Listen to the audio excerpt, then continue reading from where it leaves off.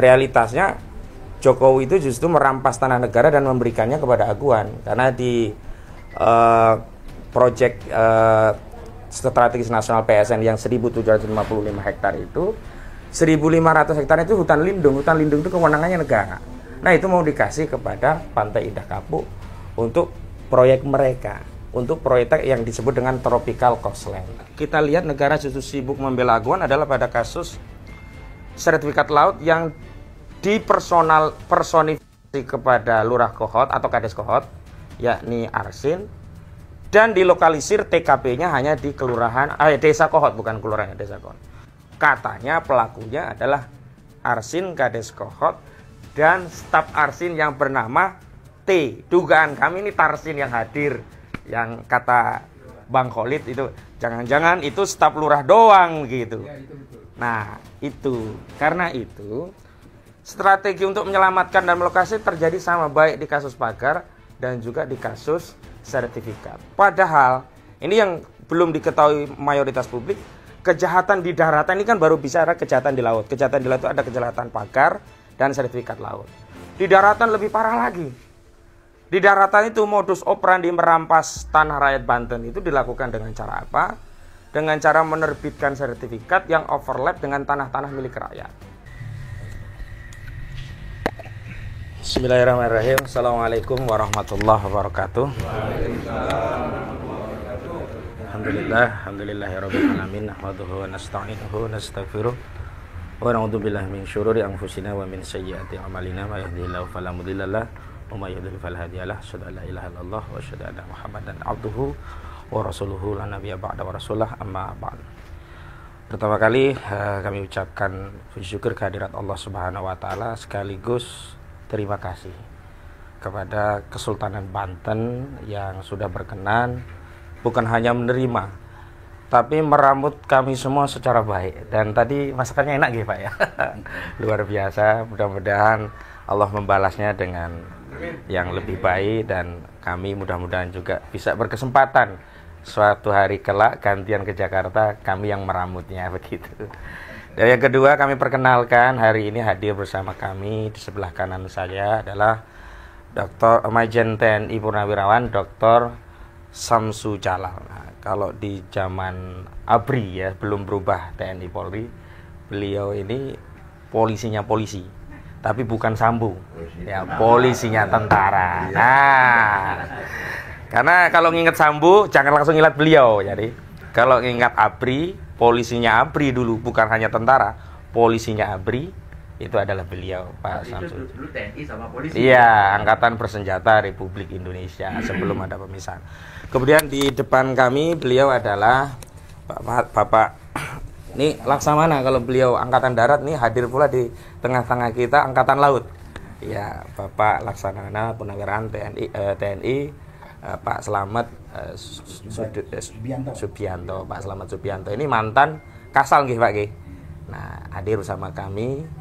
Dan Masya Allah beliau dikontak, alhamdulillah langsung bisa bersama kami.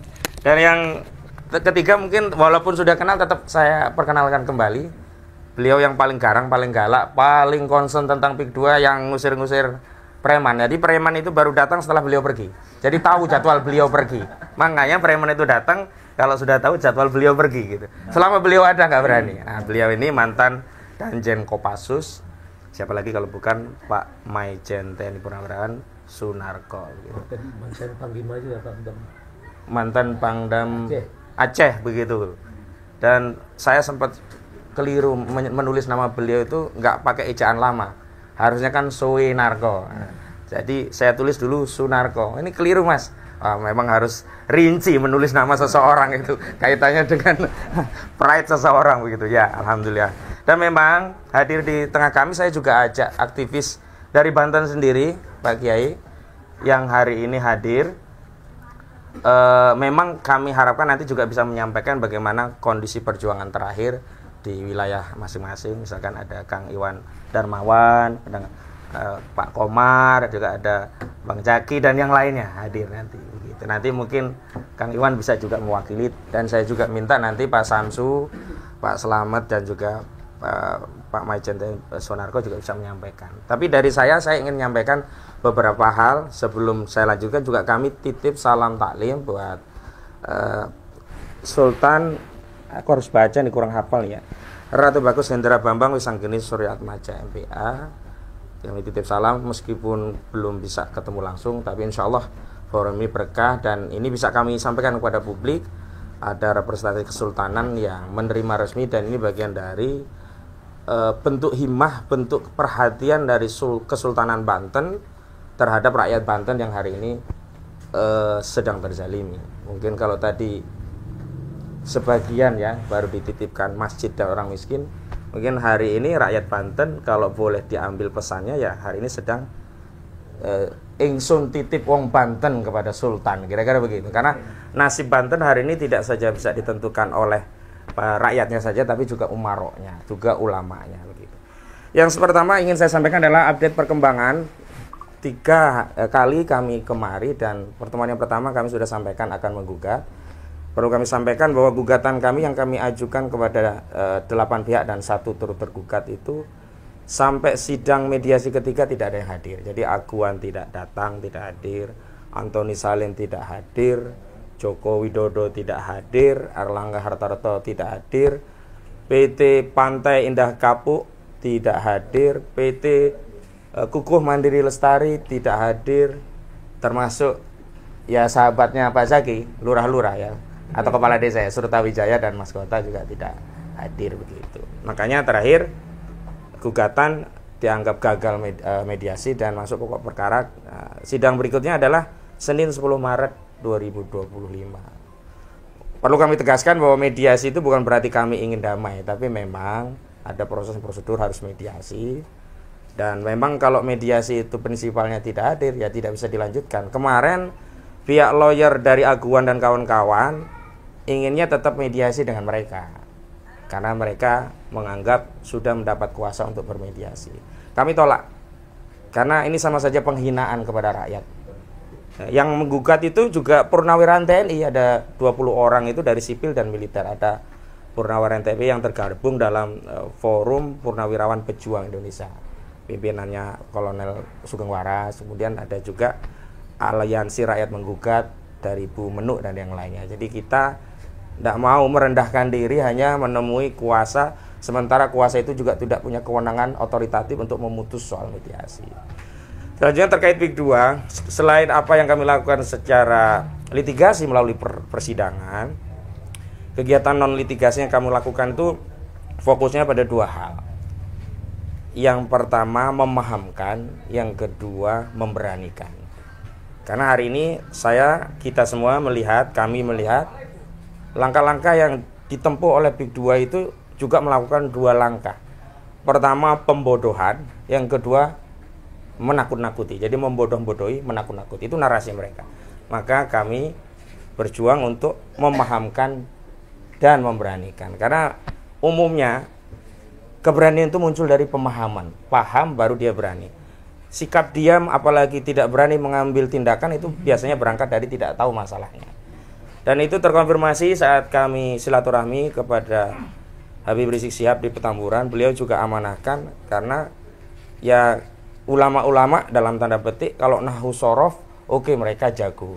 Tapi kalau persoalan tentang ketatanegaraan, kebijakan, proyek dan sebagainya, mereka juga menunggu waki atau fakta yang terjadi seperti apa.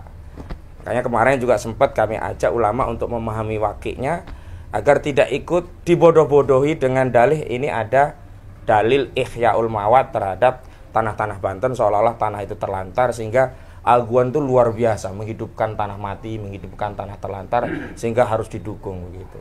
Dan kemarin dengan Bang Munarman juga kami jelaskan bahwa realitasnya Jokowi itu justru merampas tanah negara dan memberikannya kepada Aguan. Karena di proyek strategis nasional PSN yang 1.755 hektar itu 1.500 hektar itu hutan lindung. Hutan lindung itu kewenangannya negara.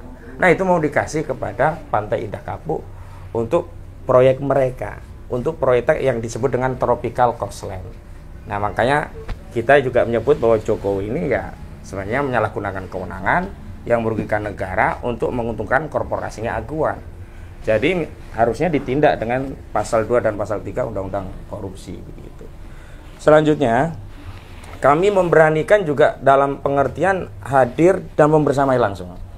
Karena selama ini juga masyarakat yang kami lihat di lapangan nih Pak Kiai, terutama setelah pidato Pak Prabowo Subianto menyatakan hidup Jokowi itu, kami merasa rakyat itu benar-benar jadi yatim gitu. Karena mereka jadi yatim berarti harus ada yang mengasuhnya. Tugas mengasuh rakyat kan yang utama adalah negara. Tapi begitu negara punya narasi berbeda dengan rakyat, saat rakyat menuntut adili Jokowi, sementara representasi negara yang diwakili presiden justru menyatakan hidup Jokowi, berarti kan rakyat yatim, gak ada yang ngurusi. Nah, berangkat dari itu berarti kita yang harus meramut menjadi orang tua asuh umat rakyat Banten ini bareng-bareng. Agar apa? Agar terlindungi, terayomi. Dan di beberapa kesempatan juga kami selalu menyampaikan hakikat pemimpin itu dua hal. Yang pertama ra'in, yang kedua junnah. Al-imamu ra'in wa huwa mas'ulun an ra'iyati. Al-imamu junnatun yuqatilu mi wara'ih wa yuttaqabi. Jadi kalau kita tidak punya pemimpin yang menjadi benteng, junnah yang melindungi rakyatnya, rakyat jadi takut, khawatir. Dan sosok pemimpin yang melindungi rakyatnya ini kita kehilangan, yatim. Yang kedua juga begitu, sosok pemimpin yang ngurusi urusan rakyat juga kehilangan. Justru negara hari ini sibuk melegitimasi kejahatan aguan. Contoh, awalnya negara melalui Kementerian PUPR menyatakan ada sertifikat yang secara material dan faktual ada di laut. 263 SHGB, 17 SHM, totalnya 280. 263 ini diakui milik anak usaha Agung Sedayu Group, PT IAM, Intan Mandiri Makmur, Intan Agung Makmur, dan PT CIS Citra Inti Sentosa. Yang IAM itu 240 SHGB, yang CIS itu 23 SHGB. Tapi tiba-tiba yang dibatalkan hanya 50. Begitu kita kritik lagi, tiba-tiba ada yang dikembalikan. Kenapa? Karena dalihnya berada di belakang garis pantai. Padahal sebelumnya disebut itu secara material dan faktual ada di laut.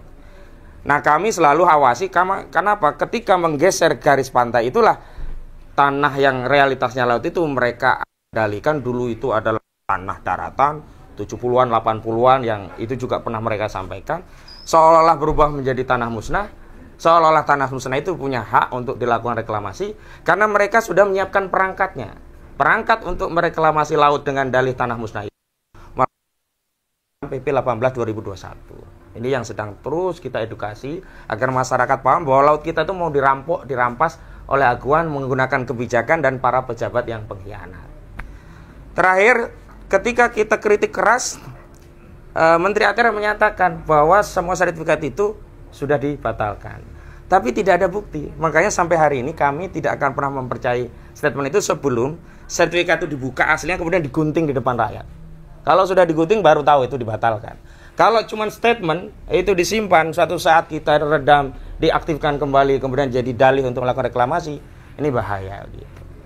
Nah, misalkan contoh yang terakhir lagi ketika kita lihat negara justru sibuk membela aguan adalah pada kasus sertifikat laut yang dipersonifikasi kepada Lurah Kohot atau Kades Kohot, yakni Arsin. Dan dilokalisir TKP-nya hanya di Desa Kohot, bukan kelurahan, Desa Kohot. Padahal kita tahu pagar laut sepanjang 30,16 km itu 16 desa ditambah beberapa desa di Kabupaten Serang. Yang pertama tadi di Kabupaten Pangkep. Nah, ini menunjukkan bahwa ada upaya melokalisir baik dari sisi lokasi dan juga individualisasi, seolah pelakunya hanya Arsin dan 3 orang. Arsin, Sekdes, kemudian ada SP dan C, Chandra sama Septian, dan kita tahu itu. Kemudian baru ketika kita kritik, kok pagar laut yang ada di dasar laut saja sudah diproses, sertifikat yang ngejogrok yang melibatkan TNI, bahkan TNI menjadi korban harus ngangkati, ada yang kena pancing, ada yang kena racun dan macam-macam. Nggak ada yang bertanggung jawab, sementara yang di Bekasi sudah ada yang bertanggung jawab, sudah dihukum untuk nyabut sendiri yang di Bekasi itu. Baru hari kemarin dari KKP Wahyu Sakti Tenggono, katanya pelakunya adalah Arsin Kades Kohot dan staf Arsin yang bernama T. Dugaan kami ini Tarsin yang hadir, yang kata Bang Khalid itu jangan-jangan itu staf lurah doang gitu. Nah itu, karena itu strategi untuk menyelamatkan dan melokasi terjadi sama baik di kasus pagar dan juga di kasus sertifikat. Padahal ini yang belum diketahui mayoritas publik, kejahatan di daratan ini kan baru bicara kejahatan di laut. Kejahatan di laut itu ada kejahatan pagar dan sertifikat laut. Di daratan lebih parah lagi. Di daratan itu modus operandi merampas tanah rakyat Banten itu dilakukan dengan cara apa? Dengan cara menerbitkan sertifikat yang overlap dengan tanah-tanah milik rakyat. Ketika diadu, rakyat yang akan dikalahkan, ya geng Agung Sedayu ini yang dimenangkan. Memang bukan Aguan yang turun langsung. Dia pakai nama Angcun atau Ago Jali. Ada Freddy, ada Henry. Yang 3 orang ini menguasai 900 hektar tanah daratan. Coba bayangkan 3 orang 900 hektar tanah daratan. Ago Jali ini ya yang sebenarnya melakukan pemagaran laut. Yang kita semua di lapangan udah tahu. Pelaku pemagarnya itu adalah Mandor Mehmet. Yang biayai Angcun atau Gojali. Yang supervisi itu adalah Ali Hanafi Ali Jaya. Untuk kepentingan apa? Agung Sedayu. Untuk apa? Proyek Pantai Indah Kapuk. Kalau ini narasinya nyambung, logis. Nah, tapi kalau lurah, dari mana dia dapat duit untuk membayar, untuk bikin pagar segitu lama-lama? Terus untuk apa? Dari mana dia bisa bayar denda yang terakhir dikatakan klaim akan dibayar 48 miliar? Duit dari mana? Ya kan? Nah, ini semua yang kami terus pahamkan masyarakat. Setelah paham juga berani untuk apa? Mengontrol barang-barang. Karena saya lihat status tersangkanya Arsin itu juga tidak lepas dari kontrol masyarakat. Sebelumnya kan pasang badan. Bahkan dengan sombongnya Arsin kepada masyarakat itu bilang, gua mah kagak akan masuk penjara. Presiden pun tidak akan bisa menjarain gua. Tapi karena kita semua bergerak, alhamdulillah, tahadus bi nikmatillah, bahwa ini semua tidak lepas dari ikhtiar dan tentu saja pertolongan Allah. Tapi kita jangan terlena. Karena Arsin ini pelaku kecil dari kejahatan yang luar biasa besar.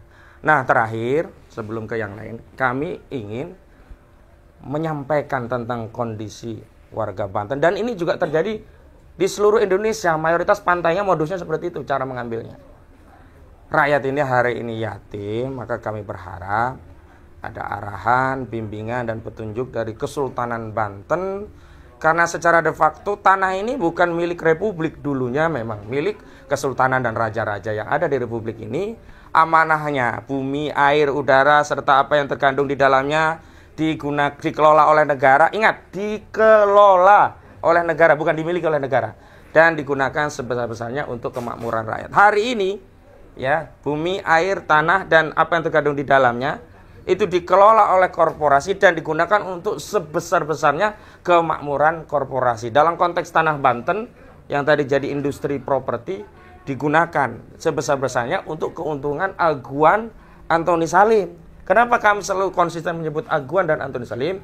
Karena 90% saham PIK 2 itu penguasanya adalah Agung Sedayu Group milik Aguan Anto Sugianto Kusuma dan Salim Group milik Antoni Salim. Nah, karena dasar dan alasan itulah kami hadir silaturahmi, mudah-mudahan nanti bisa dikasih arahan, petunjuk, dan agar apa yang kita diskusikan ini diketahui oleh rakyat Banten dan seluruh rakyat Indonesia agar terjadi konsolidasi alamiah di tengah rakyat untuk melawan kezaliman ini. Itu saja pengantar dari saya, dan selanjutnya kami mohonkan kepada Bapak Samsu Jalal untuk berkenan menyampaikan pandangannya. Silakan Pak Samsu. Terima kasih